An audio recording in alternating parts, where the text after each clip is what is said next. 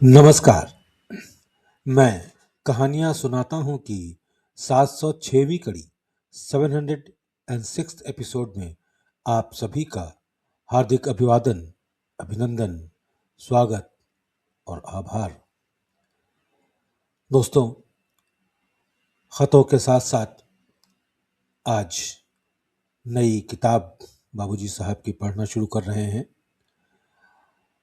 सत्य का उदय, reality at dawn. जहाँ तक मैंने सुना है, मेरे पास इसका कोई प्रमाण नहीं है, लेकिन एक बहुत पुराने अभ्यासी उन्होंने मुझे ये बात बताई थी कि बाबूजी साहब ने एक बार कहा कि अगर सत्य का उदय उर्दू में लिखी जाए तो उसका टाइटल होगा हकीकत बेनकाब। आज इसका पाठन शुरू कर रहे हैं। मालिक से प्रार्थना है कि वो हम सबको उचित सद्बुद्धि दे, ताकि जो बाबूजी साहब, जो हमारे गुरुदेव हमको समझाना चाह रहे हैं, हम उसको उसी अर्थ में समझ पाएं। चलिए पढ़ते हैं। अपने गुरु भाई स्वर्गीय श्री रामेश्वर प्रसाद जी मिश्र को समर्पित। इसके आमुख से शुरू करेंगे। इसके पहले कि मैं इस संक्षिप्त पुस्तक में वर्णित विषय पर अपना मत प्रकट करूं, मुझे इसके लेखक के संबंध में कुछ पंक्तियां लिखने में आनंद का अनुभव होता है। इसके लेखक महात्मा श्री रामचंद्र जी, श्री रामचंद्र मिशन के अध्यक्ष हैं। वे नाना प्रकार के सांसारिक झंझटों एवं दायित्वों से भरा एक साधारण गृहस्थ जीवन व्यतीत करते हैं। उनका शरीर दुर्बल एवं बाह्य रूप से बिल्कुल ही सहज है। किसी निष्कर्ष पर पहुंचने के पहले चीजों की पक्की जांच करने की अपनी आदत के कारण मैंने उन्हें लगभग 5 वर्षों तक अत्यंत बारीकी के साथ अध्ययन किया और मुझे इसका विश्वास हो गया कि उनमें एक पहुंचे हुए महात्मा के सभी गुण विद्यमान हैं। मेरे विचार से ऐसा कहना अतिशयोक्ति न होगी कि उनकी आध्यात्मिक उपलब्धियां असाधारण हैं। उन्होंने सहज मार्ग के नाम से राजयोग का एक परिमार्जित रूप उपस्थित किया। दोस्तों, इसको हम अब हार्टफुलनेस के भी नाम से जानते हैं। उन्होंने सहज मार्ग के नाम से राजयोग का एक परिमार्जित रूप उपस्थित किया, जो सर्वमान्य को समान रूप से सुलभ है। इस पद्धति का विशद विवेचन उनकी पूर्व प्रकाशित कृति सहज मार्ग के प्रकाश में राजयोग का दिव्य दर्शन, एफिकेसी ऑफ राजयोग in the light of Sahaj Marg में किया गया है।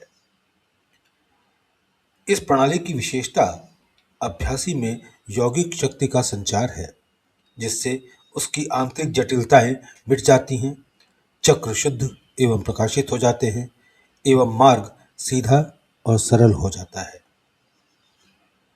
उपर्युक्त बातें मैंने इसलिए लिखी कि इन पर जितना बल दें थोड़ा है, कि हमेशा प्रणाली की क्षमता एवं गुरु की योग्यता ही वास्तविक अर्थ रखती है और उनके चुनाव की त्रुटि का सारा प्रयास व्यर्थ और अनुपयोगी कर देती है। पुस्तक राजयोग पर एक संक्षिप्त विवेचन है और आध्यात्मिकता में रुचि रखने वालों के लिए ध्यानपूर्वक पढ़ने योग्य है। राजयोग का मुख्य उद्देश्य प्राचीन महान ऋषियों के उपदेशों में निहित सत्य की अनुभूति करना है। उन उपदेशों की केवल वाचिक प्रशंसा करने से अथवा उन्हें आचरण के ठीक नियम मान लेने से ही हमारा काम नहीं बनता, पर यदि कोई उन्हीं उपदेशों को उनकी सत्यता की स्वयं पर अनुभूति कर अपने जीवन क्रम में उतार लेता है तो बड़ा अंतर पड़ जाता है। यह उसके उच्चतम आध्यात्मिक विकास करने में सहायक होता है। ऐसे व्यक्ति को असीम शक्ति प्राप्त हो जाती है, पर वह स्वयं को उसके प्रति अन्यमनस्क रहता है और उसके सारे कार्य केवल ऊपर से प्राप्त निर्देशों के अनुसार होते हैं। वह न तो धन की चिंता करता है और न उससे प्राप्त सांसारिक सुख सुविधाओं की। नाम, यश, एवं प्रसिद्धि प्राप्त करने का विचार उसके दिमाग में आता ही नहीं। उसके कार्य उसकी अपनी इच्छा से संचालित नहीं होते हैं। इन्हीं मापदंडों के द्वारा मैंने लेखक को परखने की कोशिश की है, और जहां तक मेरे निज का संबंध है, मैं पूर्णतया आश्वस्त हो चुका हूं कि उपयुक्त गुण उनमें प्रचुर मात्रा में विद्यमान हैं। जिन विषयों का वर्णन पुस्तक में किया गया है, वे सभी साक्षात्कार की तड़प रखने वालों के लिए अत्यंत महत्वपूर्ण है, जिनका सबसे सजीव एवं उत्साहवर्धक रूप ये है कि हम उच्चतम उपलब्धियों को जीवन पर्यंत एक गृहस्थ रहकर प्राप्त कर सकते हैं। युगों से निरंतर बताई गई इस बात से कि जब तक हम संन्यास न ले लें, उच्चतर यौगिक उपलब्धियां असंभव हैं, हम बड़े हतोत्साहित होते हैं।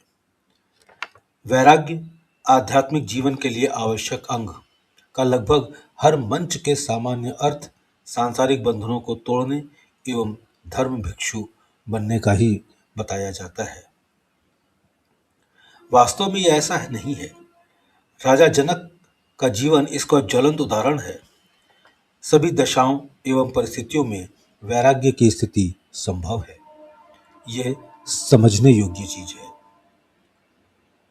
ईश्वर के संबंध में लेखक का विचार कि वह सब गुणों, शक्ति, क्रिया एवं उत्प्रेरणा रहित परम शून्य है, शुद्ध एवं सरल सत्य की ओर एक साहसपूर्ण कदम है, जो धर्म की परिधि से बाहर की चीज है।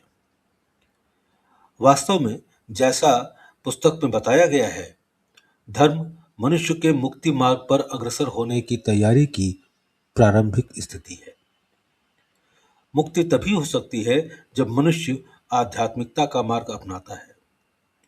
आध्यात्मिकता का सार और कुछ नहीं, केवल उन सभी आवरणों को त्याग देना अथवा फेंक देना है जो आत्मा को बंधन में रखने में सहायक होते हैं। असलियत के प्रति लेखक का विचार अध्याय 2 में चित्र के माध्यम से स्पष्ट किया गया है। सबसे बाहरी परिधि हमारी स्थूलतम स्थिति को प्रकट करती है, जबकि केंद्र अथवा परम आधार अंतिम लक्ष्य है।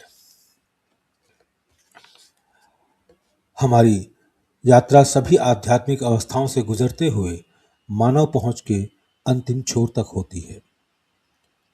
अंतिम अध्याय मेरी अंतर्दृष्टि में लेखक के भविष्य के बारे में विचार है। इसे एक ज्योतिष की भविष्यवाणी मात्र नहीं समझना चाहिए। पूर्णता की उच्चतम अवस्था को प्राप्त योगी प्रकृति के सीधे संपर्क में रहता है, इसलिए भूत अथवा भविष्य की हर चीज उसे उतनी ही स्पष्ट हो सकती है जैसी वर्तमान की। अपनी परोक्षदर्शी स्थिति में प्रकृति की सभी बातों का अध्ययन कर लेना उसके लिए संभव है। मैंने इन पंक्तियों को इसलिए लिखा है कि पाठकों को पुस्तक का परिचय मिल सके, जो आत्म साक्षात्कार में दिलचस्पी रखने वालों के लिए मेरा विश्वास है अत्यंत लाभप्रद है। अतः आध्यात्मिकता के प्रत्येक विद्यार्थी को मैं निसंकोच इसके सूक्ष्म अध्ययन की संस्तुति करता हूँ। मिश्री लाल चतुर्वेदी, न्यायमूर्ति, उच्च न्यायालय, इलाहाबाद। दोस्तों, इसका पहला चैप्टर हम शुरू कर रहे हैं।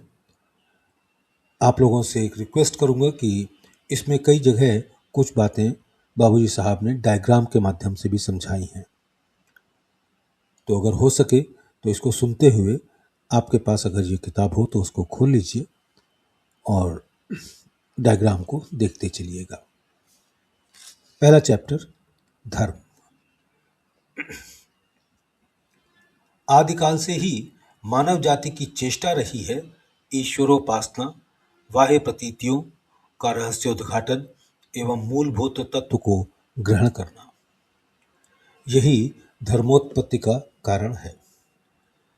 उपासक की दृष्टि स्वर्ग के अक्षय आनंद की ओर अथवा इसी प्रकार के किसी अन्य विचार की ओर रहती है, जिसे वह अपना अंतिम लक्ष्य मान लेता है। फलस्वरूप विश्व में अनेक धर्मों की उत्पत्ति हुई, जिनके रूप एवं आचार संहिताएं उनके महान प्रवर्तकों के निजी अनुभवों पर आधारित थे।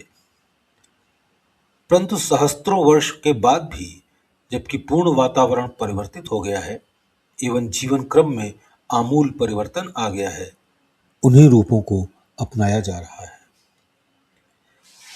धर्म का बाह्य रूप ही सांगोपांग रह गया है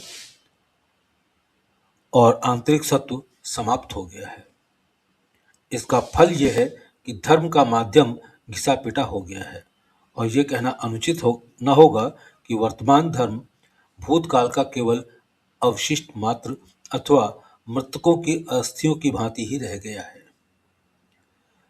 हमने वास्तव में सच्चे धर्म को कब्र में दफना दिया है। हम धर्म के नाम पर तालियां बजाने के अलावा कुछ और नहीं करते।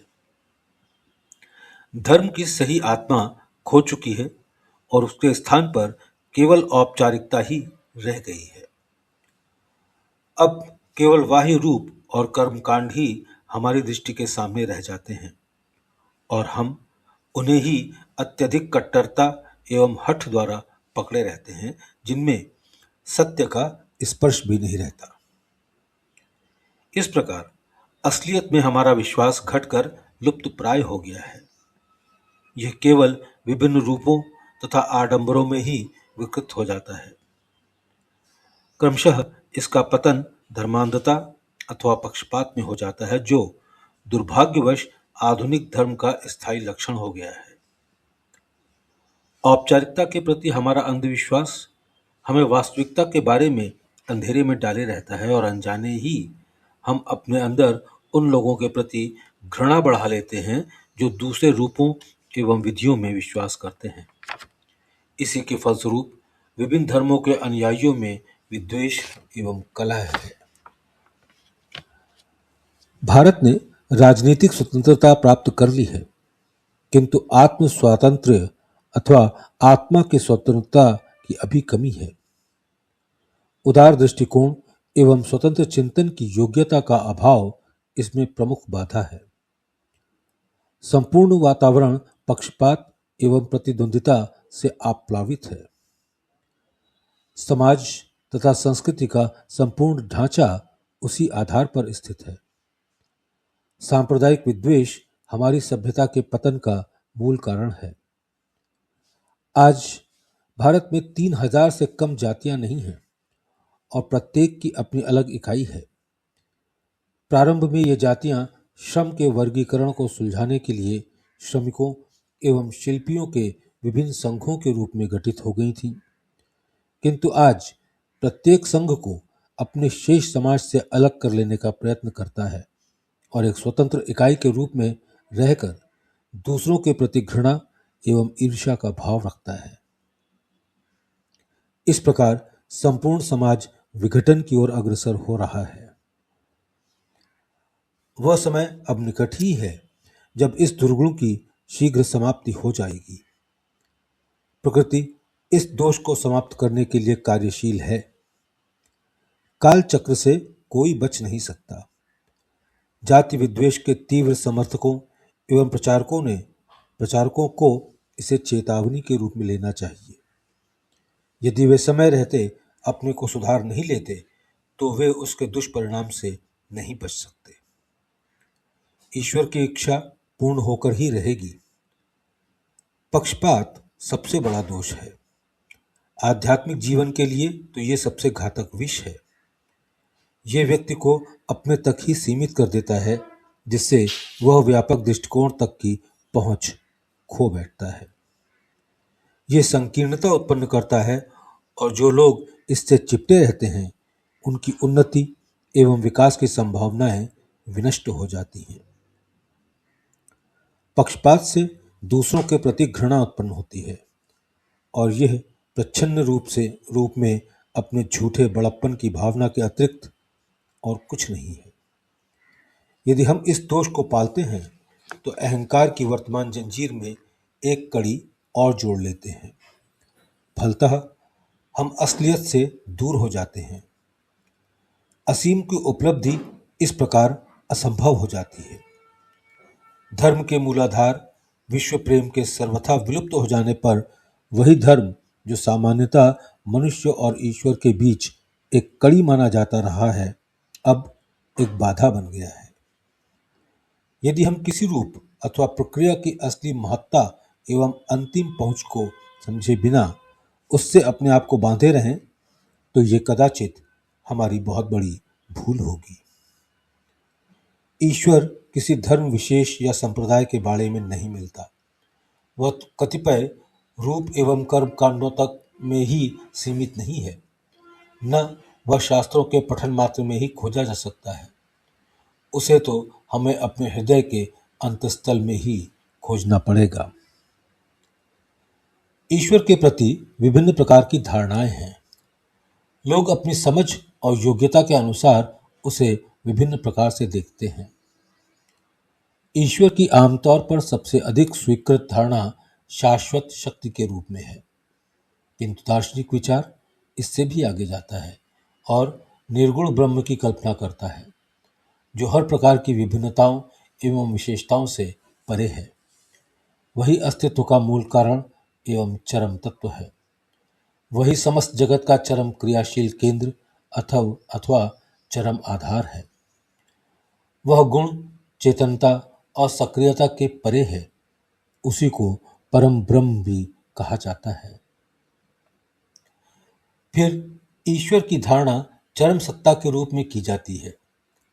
हम सृष्टि को उसकी समस्त विभिन्नताओं एवं भेदों सहित देखते हैं और हमें इसके निर्माता एवं नियंता में विश्वास होने लगता है। उसको हम ईश्वर अथवा सगुण ब्रह्म कहते हैं। उसे हम निराकार शाश्वत सत्ता समझते हैं, जो सर्वशक्तिमान, सर्वदृष्टा एवं सभी सद्गुणों से परिपूर्ण है। वह संसार का असली कारण है और वही उसका पालन एवं संहार करने वाला भी है। जब हम इस निम्न स्तरीय दृष्टिकोण से ईश्वर को देखते हैं, तभी वह उपासना की वस्तु हो जाता है। लगभग सभी धर्मों का वही अंतिम साध्य होता है। अभी तक ईश्वर की कल्पना निराधार पर कुछ गुणों का आरोपण करके की गई है, किंतु जनसाधारण के लिए ये कल्पना भी समझ सकना कठिन है, इसलिए कि वे एक अपेक्षाकृत सरल साधन की प्राप्ति के प्रयत्न स्वरूप ईश्वर के इससे भी स्थूलतर आकार की कल्पना करते हैं। अतः कुछ लोग उसे सबसे ऊंचे आसमान पर आसीन मानते हैं, जहां से वह सभी के लिए न्याय एवं दया वितरित करता रहता है। कुछ अन्य लोग उसे सब वस्तुओं में निहित सृष्टि का नियंत्रण करने वाली एक शक्ति मानते हैं। दोस्तों, आज का पाठ हम यहीं पर रोकते हैं। इससे आगे हम अगले अंक में पढ़ेंगे। आप लोग अपना समय निकाल करके इसको सुनते हैं, उसके लिए मैं हृदय से आप सभी का आभारी हूँ। बहुत बहुत धन्यवाद।